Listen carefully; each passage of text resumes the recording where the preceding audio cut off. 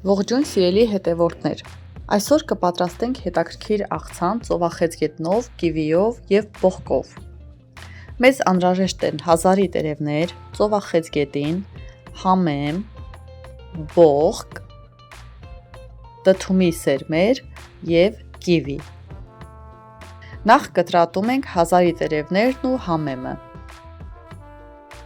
Մանրացնում ենք կիվին, այնուհետև կիսալուսնաձև կտրատում ենք բողկը։ Կտրատված բանջարեղենը լցնում ենք աղցանամանի մեջ, ավելացնում ծովախեց գետինները, դդումի սերմերը և մի փոքր նարինջի հյութ ենք քամում վրան։ Ցանում ենք մի փոքր աղ և սև պղպեղ։ Թեթև շարժումներով խառնում ենք աղցանը, վերջում ավելացնում կտավատի չզտված ձեթ։